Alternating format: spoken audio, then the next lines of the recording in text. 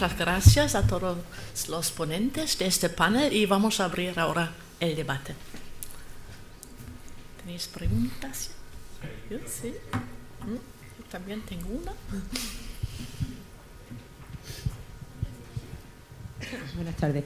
Bueno, quería dar las gracias a los ponentes por sus intervenciones y especialmente a Alberto Medina, precisamente porque es un tema que yo no trabajo pero que me interesa muchísimo. Y quería hacer una pregunta. Bueno, si él encuentra similitud en lo expuesto con las propuestas estéticas de Rogelio López Cuenca. No te he ido bien. Con las propuestas estéticas de Rogelio López Cuenca, que normalmente vienen avaladas por, como la de Casado, por un aparato teórico sobre el espacio donde se ubican.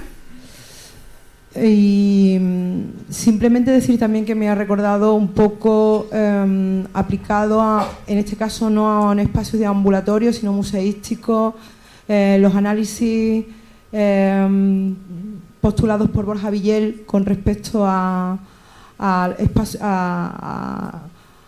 la espacialidad pública, privada, social, artística. Bueno, y que me ha encantado la intervención, vamos, simplemente que me he cogido sobre todo para decir que me ha encantado la reflexión que has hecho, y si encontrabas conexión, bueno, porque yo he participado como oyente público, así más o menos, en algunas de las cosas que ha hecho Borja Villel o Rogelio López Cuenca, y he encontrado similitudes que no sé si han sido conexiones así esta tarde de cansancio como flashes, o si es que realmente tú crees que soportan un análisis un poco más lúcido y más riguroso.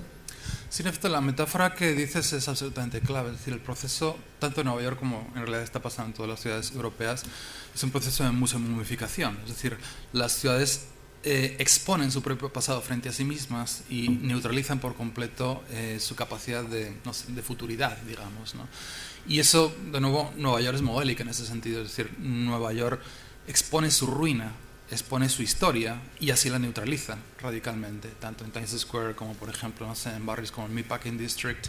Es decir, no sé lo que ha pasado en el Bowery, por ejemplo, y esa tendencia de museomomificación de la ciudad como una forma de preservación que neutraliza todo uso político de la memoria es realmente algo fascinante. Y en efecto, es decir, todas las transformaciones urbanas que se están viendo en los grandes centros de ciudad, en Madrid y en otros tantos, tienen ese objetivo, es decir, la museomomificación y convertirse en espectáculo de sí mismas. El problema, de nuevo, es hasta qué punto los nuevos movimientos sociales se separan o son cómplices de esa transformación urbana.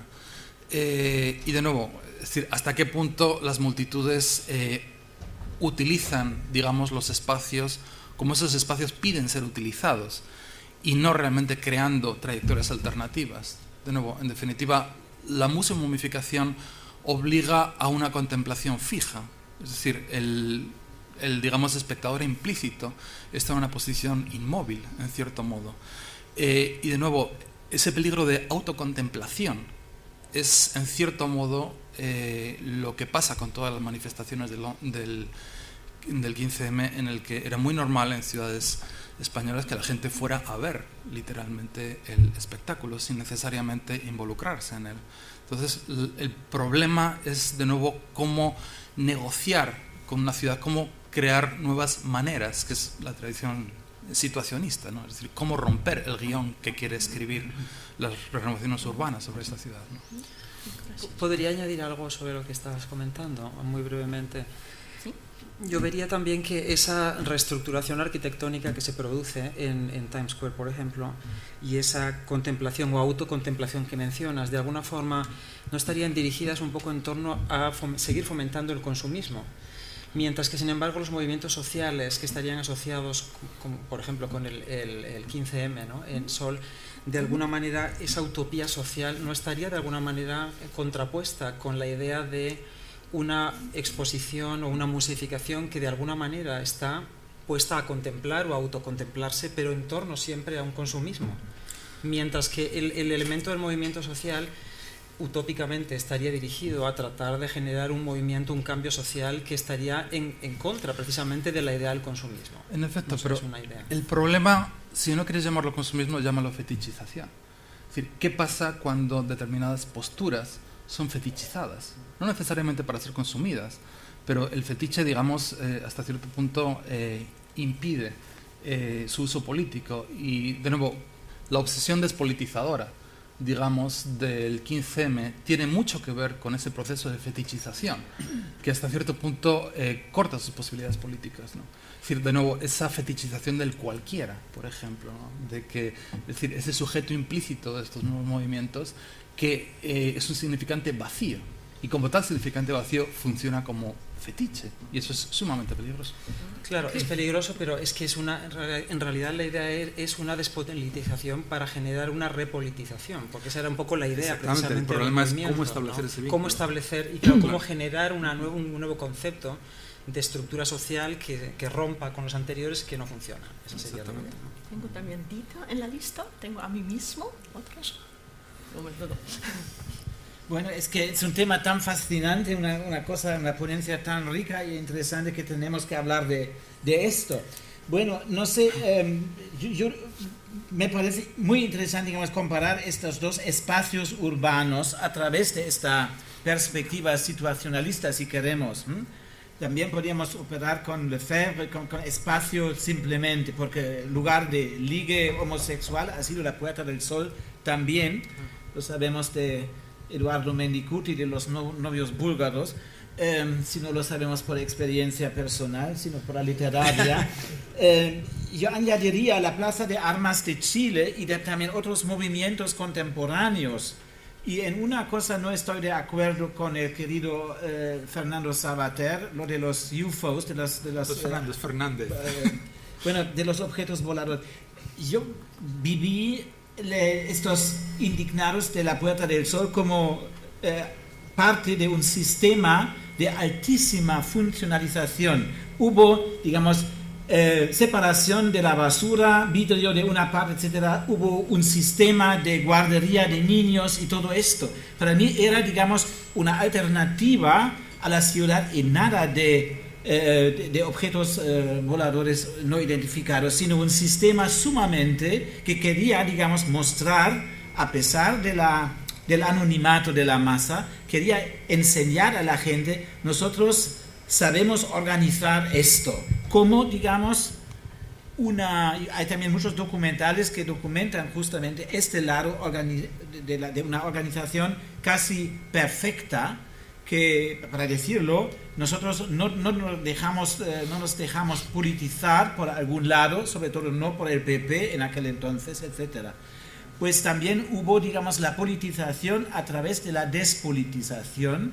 Y claro, en cuanto al espacio, me parece muy interesante este rasgo paralelo, digamos, estrenar, digamos, la historia en el Times Square. Esto me parece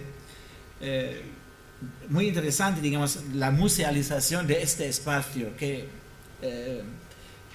también se musealiza cada año para Año Nuevo, cuando el globo cae, es también Times Square esta cosa. Pues, hay estas indicaciones, es lo mismo, el nuevo año es la Puerta del Sol otra vez, pues hay rasgos comunes en cuanto a las posibilidades de lugares de autoescenificarse. Pero en cuanto al contenido político puro, digamos, yo creo que lo de los indignados madrileños y de la Plaza de Armas en Chile, que también era una plaza, digamos, de desfiles militares, etcétera, alterado en un espacio para la agitación política de la misma tendencia. No sé si se podría ampliar esta perspectiva. Sí, en efecto. Bueno, la historia de nuevo, me he centrado básicamente en Times Square porque, como decía al principio, la genealogía de Sol es de hecho mucho más antigua y mucho más compleja que la de Times Square. Pero en relación a lo que decías, hay dos cosas distintas. Es decir, cuando Fernández Savater se refiere a esa abducción, digamos, es decir, se refiere a una forma de conversión. Por eso citaba a Badiou, por ejemplo. Es decir, la construcción de un modo de interpelación política a nivel literalmente de conversión. y de conversión en torno, de nuevo, a significantes vacíos, a ese cualquiera. Otra cosa distinta es la micropolítica, digamos, ¿no? Es decir, y en efecto, Sol funcionó como una micropolítica utópica. Es decir, era una ciudad dentro de la ciudad, era un modelo, una metonimia de la utopía en la que se podía convertir Madrid, que en cierto modo no fue lo que pasó en los años 60 con los movimientos vecinales, ¿no? Pero creo que son dos cosas distintas. Es decir, una cosa es, en efecto, esa construcción muy pragmática, pero esa construcción extraordinariamente pragmática de micropolíticas es simultánea a un proceso y una retórica de la conversión. A una retórica de eso, la abducción, que es la misma que utiliza para Badiou el sujeto político ejemplar de San Pablo. Es decir, un rayo te tira del caballo y estás convertido a una causa y eres fiel a una causa. Y el peligro es la falta de, digamos, de producción discursiva que tiene este punto de partida.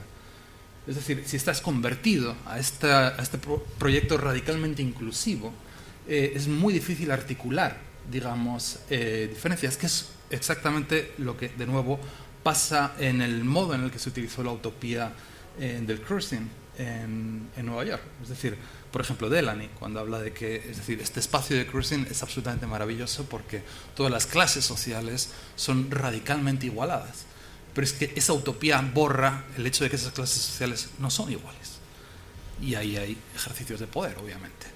Y de nuevo, es esa borradura de diferencias, esa fetichización, lo que resulta un punto de partida peligroso.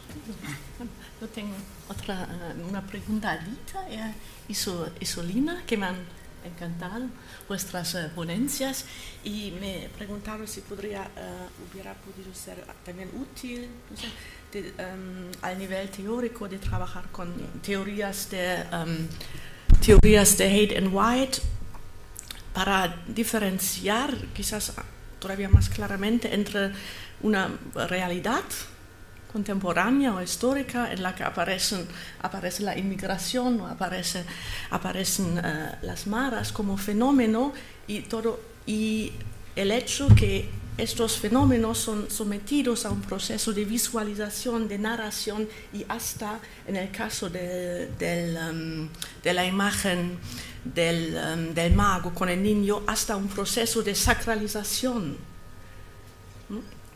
Y es algo que me he preguntado si podemos quizás más claramente diferenciar entre estos diferentes niveles o sistemas, ¿no?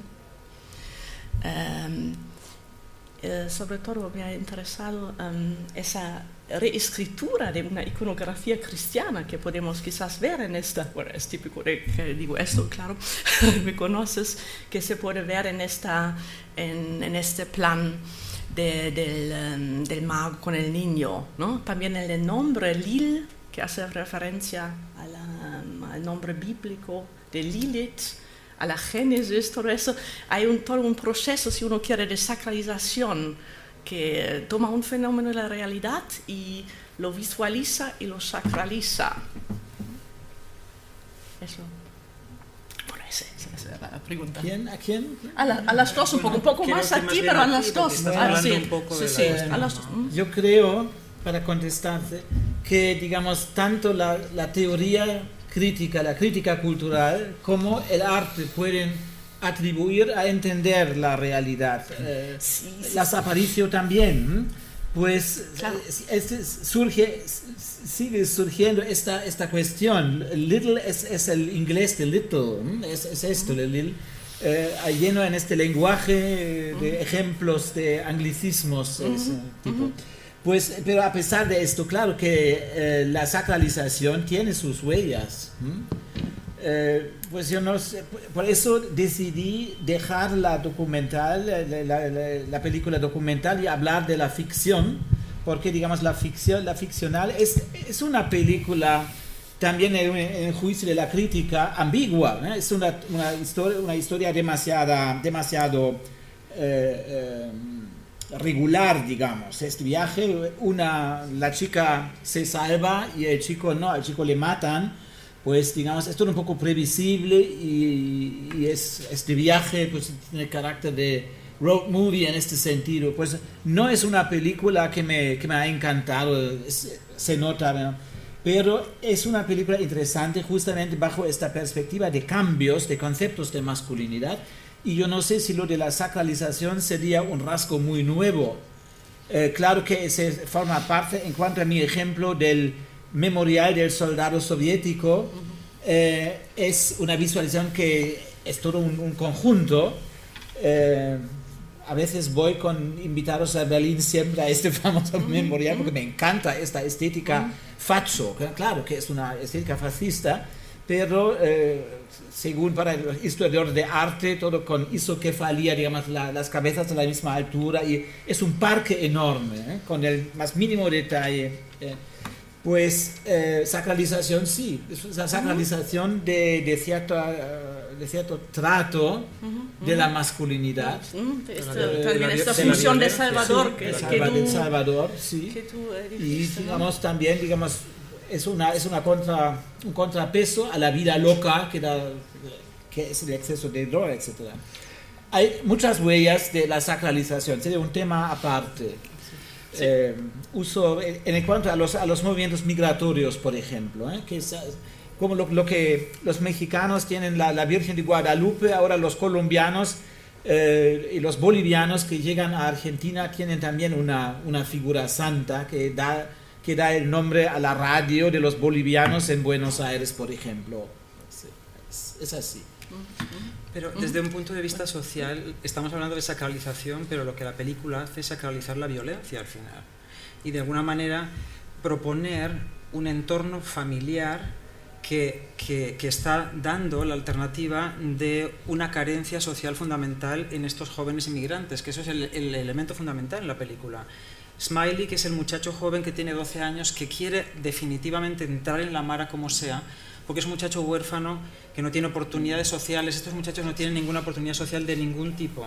Entonces la Mara de alguna forma propone ese tipo de modelo familiar que está sustituyendo por todas las carencias sociales que tienen. Entonces ese contexto social me parece fundamental para entender la sacralización de la violencia, que luego se ve en toda la estética simbólica, la cuestión del tatuaje, que de alguna manera el tatuaje, tú mencionaste varios modelos, pero uno fundamental que se ve en otras películas de migración es el contexto de la cárcel. En realidad en la prisión, las jerarquías dentro de la prisión están establecidas en torno a los tatuajes que van teniendo los presos, que de alguna manera eso luego genera cuál es el papel que tienen dentro de la estructura interna carcelaria, pero luego cuando salen también de alguna forma los identifica como pertenecientes a un entorno. Eso de alguna forma les da también un tipo de contexto familiar de alguna manera que sustituye a todas las otras carencias, ¿no? En ese sentido me parece que el contexto social es bien importante para entender eso. Última pregunta en este debate. Okay, esto es realmente para Isolina, y que surge realmente del comentario de pregunta sobre efectivamente el elemento estético de las películas. Y si me acuerdo bien, bueno, claro, el caso de las cartas de Alou es, entre otras cosas, la voz narrativa de un hombre, o sea que no solamente en su momento determinado representó un cierto shock para el público español, en el sentido de que no solamente la voz de un hombre, sino del extranjero, del senegalés en ese momento, o sea que representaba cierto, previsión de la estética de representaciones que antes se había visto solamente en televisión. Y a mí me parece que eso lo distingue esta película de las demás, y quisiera que comentaras esa dimensión estética en el sentido, vamos a decir, histórico. Con eso quiero decir que si has notado alguna progresión o movimiento hacia una profundización, vamos, de esas experiencias, utilizando los lenguajes de cine, y no solamente para echar en cara del público español, vamos, ciertos excesos de lo que podría ser simplemente titulares de prensa. Bueno, lo que pasa es que lo que hace Las caras de Alou, muy pionera, porque es la primera película, se puede decir que es la primera película de inmigración que se hace en España, es del año 90. Y lo que él hace muy novedosamente, efectivamente, es darle la voz al inmigrante, pero además el inmigrante no es que hable, lo que hace es leer las cartas, porque la película es Las cartas de Alou, que refiere a las cartas que Alou le está escribiendo desde España a sus familiares, a su madre en concreto, en su país de origen, y que además las cartas están, de alguna manera, están escritas en su lengua, en Wolof, y él las va leyendo en ciertos momentos, y eso le da como una especie de hilo conductor a la película, ¿no? Entonces, claro que eso es una forma de darle al inmigrante la voz. Pero al fin y al cabo viene siendo un poco más o menos la misma trayectoria. Muchas de las películas de migración, la mayoría de hecho, aunque están hechas por ciudadanos europeos, blancos en su mayoría, que son los que tienen los recursos para poder hacer cine, porque en realidad en España concretamente no hay ni una sola película hecha realmente, de ficción quiero decir, comercializada, que haya sido hecha por un inmigrante de segunda generación o de la diáspora, porque la inmigración es todavía bastante reciente. El caso de Alemania, Gran Bretaña o Francia, por ejemplo, que tienen ya unas tradiciones postcoloniales y migratorias muy anteriores, ahí ya se produce otro fenómeno de migrantes de segunda generación. Pero en la mayoría de las demás, la mirada, aunque está hecha desde el autor o autora europeo blanco, la mirada que se quiere transmitir en el cine es la del inmigrante. De hecho, se le da siempre la perspectiva, la mirada al inmigrante, para que sea él o ella el que de alguna forma contemple la situación que está ocurriendo. Entonces, de alguna manera, hay como una trayectoria, ¿ves? Que aunque las cartas de Alou lo hace de una forma en la que le da la voz y lee las cartas al inmigrante, para de alguna forma también deshacer el estereotipo clásico que existía más antes que hoy día, de que el inmigrante es analfabeto y no habla la lengua. De alguna forma, al ponerle a Alou a leer cartas y hablar en un castellano perfecto en un momento dado cuando interacciona con otra gente, es deshacer ese concepto de que el inmigrante es analfabeto y por tanto no puede ni escribir una carta. Entonces, en ese sentido es muy pionera, pero me parece que hay como un hilo conductor entre todas ellas en cuanto a la mirada, de qué manera se le está dando la mirada y la prioridad al inmigrante siempre para que sea él el que explique cuál es el proceso de cruce de fronteras, de instalación en el país y exponer de alguna manera cuáles las culpabilidades de los europeos o los españoles en este caso en torno a ese tipo de opresión, discriminación racial, etc. No sé si he contestado. Bueno, otra vez, muchísimas gracias a todos los ponentes y al debate tan rico.